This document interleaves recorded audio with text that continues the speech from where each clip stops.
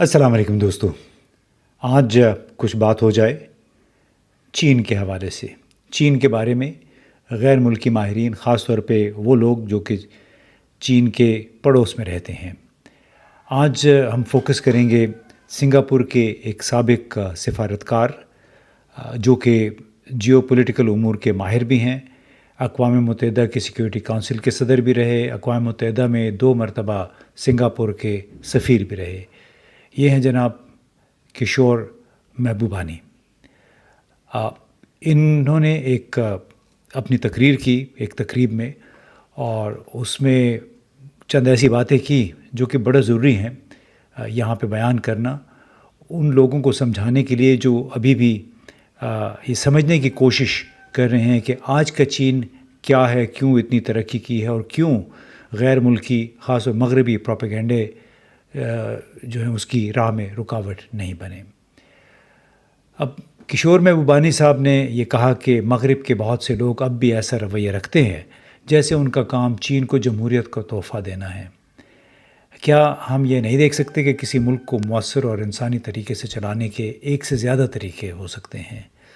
यानी ये वो बात है जो मगरिब में कहा जाता है कि सिर्फ जमहूरियत के ज़रिए इंसानी मुआशरा तरक्की कर सकता है।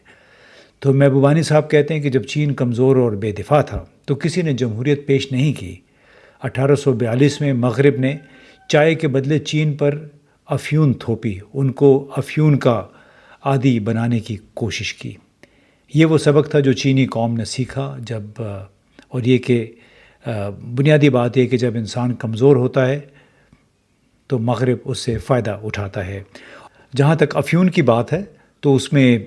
आपने गुज़िश्ता दिनों एक वीलॉग देखा होगा। सिराजुल मुल्क साहब जो कि साबिका एविएटर हैं, पायलट हैं, उन्होंने भी अपने वीलॉग में, अपने इंटरव्यू में ज़िक्र किया कि अंग्रेज़ चित्राल तक आते थे, बदख्शान आते थे, यहाँ से अफ्यून ख़रीद के और फिर वो चीन ले जाया करते थे। अब आते हैं जो किशोर महबूबानी साहब ने बात की, और वो ये कि अब चीन ताकतवर हो चुका है। इसके अवाम ने अपनी जदीद तारीख़ के बेहतरीन 40 साल इक़्तिसादी और समाजी तरक्की के करते हुए गुजारे हैं। अब उसकी वजह से जो गैर मगरबी ममालिक से आवाज़ें आ रही हैं वो एक मनफी तस्वीर कशी करते हैं इस तमाम तर सूरत हाल की। जो एंग्लो सेक्सन यानी अंग्रेज़ और अमरीकी मीडिया है इसे शैतानी कम्युनिस्ट निज़ाम करार देते हैं। कम्युनिस्ट पार्टी का मकसद हालांकि कम्युनिज़्म को दुनिया भर में फैलाना या ज़िंदा करना नहीं है, बल्कि चीन की जो 4-5 हज़ार साल पुरानी तहज़ीब है उसको दोबारा ज़िंदा करना है। महबूबानी साहब का इस्तदलाल है कि चीन पर मगरबी तनकीद तारीख़ी ताकत के ताल्लुकात की अक्कासी करते हैं, जिसमें चीन की कमज़ोरी, जब वो कमज़ोर था, अफ्यून के ज़रिए उनके ऊपर एक जंग मुसल्लत की गई बिलवासा, और जदीद चीन दुश्मनी जिसको साइनोफोबिया भी कहते हैं, ये बुनियादी तौर पे वो अवामिल हैं जो चीन के ख़िलाफ़ इस्तेमाल हो रहे हैं। उनका ये कहना है कि 40 साल के दौरान चीन ने जो गैर मामूली तरक्की की है उसका अंदाज़ा इससे लगा लें कि सन 2000 में तकरीबन तमाम यूरोपीय यूनियन की कुल कौमी पैदावार चीन से 7 गुना ज़्यादा थी। और आपको मालूम है इसमें 26-27 बड़े मुल्क शामिल हैं यूरोप के, और उसको इंडस्ट्री का इंजन भी कई दफ़ा कहा जाता था अमेरिका के बाद। तो आज यानी 2025 में 2025-26 में यूरोपीय यूनियन की ख़ाम कौमी पैदावार और चीन की ख़ाम कौमी पैदावार तकरीबन बराबर हो चुकी है। और इससे ये ज़ाहिर हुआ कि जो मगरबी ममालिक ने एक तसल्लुत गलबा इख्तियार कर रखा था वो अभी ख़तरे में है। तो इससे यह है नतीजा अख़ज़ करने में कोई ममानियत नहीं है कि चीन को मुआशी और तकनीकी मैदान में अब शिकस्त देना इसलिए मुश्किल हो गया है कि इसकी ताकत गैर मामूली पैमाने यानी स्केल जिसको कहते हैं, सनती और पैदावारी सलाहियत, सरमाया, इंफ्रास्ट्रक्चर, तहकीक और एक बहुत बड़ी दाखिली मंडी के एक कम्बिनेशन पे मुश्तमिल है। चीन की मईशत 2025 में मुसलसल 5% के हिसाब से बढ़ी, जबकि तहकीक और तरक्की पर इसके अखराजात कोई 550 अरब डॉलर के बराबर थे, जो कि उनकी अपनी जीडीपी का 2.8% था।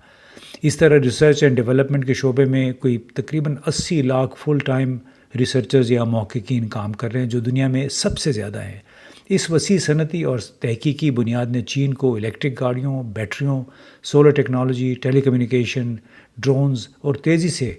بڑھتی ہوئی مصنوعی ذہانت آرٹیفیشل انٹیلیجنس جیسے شعبوں میں تحقیق کو بڑے پیمانے پر پیداوار میں تبدیل کرنے کی غیر معمولی صلاحیت دی ہے۔ یعنی چین یورپ جو چیز 100 یورو میں پیدا کر سکتا ہے، چین میں شاید وہ 30-40 یورو میں پیدا ہو جاتی ہے۔ یہ ایک فرق ہے اسکیل کا، جس کی وجہ سے مختلف شعبوں میں چین کا مقابلہ جو ہے وہ اب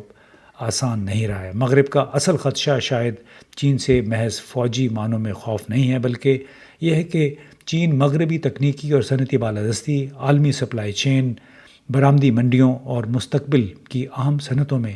اس کے روایتی غلبے کو چیلنج کر رہا ہے۔ اسی لیے امریکی ایکسپورٹ کنٹرولز، ٹیرف، سرمایہ کاری کی پابندیاں اور ٹیکنالوجی سے متعلق پابندیاں دراصل اس وسیع تر مقابلے کا حصہ ہیں کہ اگلی نسل کی ٹیکنالوجیز اور صنعتوں پر کنٹرول کس کے پاس ہوگا۔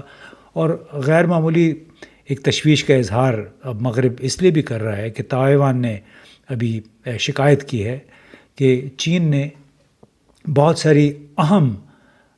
صنعتی دھاتیں اور معدنیات کی برآمد بڑی محدود کر دی ہے۔ جس طرح امریکہ نے چینی برآمدات پہ بہت متعدد پابندیاں لگائیں، بہت ساری ان کی کمپنیوں کو ٹارگٹ کیا، اس طرح اب چین نے یہی شروع کیا ہے کہ جو کرٹیکل منرلز ہیں، کرٹیکل جو دھاتیں جس کو کہتے ہیں، اور پرزے جس میں سیمی کنڈکٹر چپس ہیں، اس کی برآمد تائیوان کو اس نے کافی حد تک محدود کر دی ہے۔ یعنی وہ اب بنیادی دھاتیں جو کہ استعمال ہوتی ہیں سیمی کنڈکٹر چپس میں، اور یہی پھر باقی ایویشن کی انڈسٹری میں، کمپیوٹرز میں استعمال ہو رہے ہیں، تو اس کی سپلائی تائیوان کو محدود کر دی۔ آپ کو معلوم ہے کہ تائیوان کو چین اپنا ایک اٹوٹ انگ سمجھتا ہے، جبکہ امریکہ نے ایک سیاسی مصلحت کے تحت اس کے ساتھ ایک آزاد ملک کے طور پہ تعلقات برقرار رکھے ہوئے ہیں۔ اب 2050 کی پیشگوئی یہ ہے کہ یورپی یونین چین کے سائز کا تقریباً نصف رہ جائے گا، اور یہ ایک ایسی تبدیلیاں ہیں جو کہ اچانک نہیں ہوتی ہیں، بلکہ اس کے پیچھے باقاعدہ سخت محنت، کمٹمنٹ، چینی کمیونسٹ پارٹی کی کمٹمنٹ، اس کے لیڈروں کی زیادہ تر لیڈروں کی ایمانداری اور ملک کے ساتھ کمٹمنٹ ہے، ملک کے ساتھ اخلاص ہے۔ اب اس حقیقت کے باوجود یورپی یونین کے رہنما اب بھی کھلی تحقیر کے ساتھ بات کرتے ہیں، مطلب مذاق اڑاتے ہیں چین کا، اور یہ منافقت واقعی کوئی حیران کن ہے۔ کایا کالس جو کہ یورپی یونین کی ایک نمائندہ ہیں، انہوں نے حال ہی میں چین کے چیلنج کو کینسر سے تشبیہ دی، اور اصل گہری جڑ جس پر تقریباً کوئی بات نہیں کرتا، یہ محبوبانی صاحب کے خیال میں وہ یہ ہے کہ ایک خوف ہے یلو پیرل کا، یعنی پیلا خطرہ، کہ وہ پرانی ایک چین کے ساتھ دشمنی اور اس کے بارے میں تعصب جو ہے، اس کو چین کو کے ساتھ زرد رنگ جو ہے وہ چین کے ساتھ وہ ایسوسیٹ کیا جاتا ہے، اسی لیے اس کو کہتے ہیں پیلا خطرہ، یعنی وہاں چین سے جو خطرہ آ رہا ہے۔ 130 سال پہلے امریکی کانگریس نے بالکل اسی وجہ سے چینی نسلی ایک اخراجی قانون بھی پاس کیا تھا۔ اب بات یہ ہے بنیادی طور پہ کہ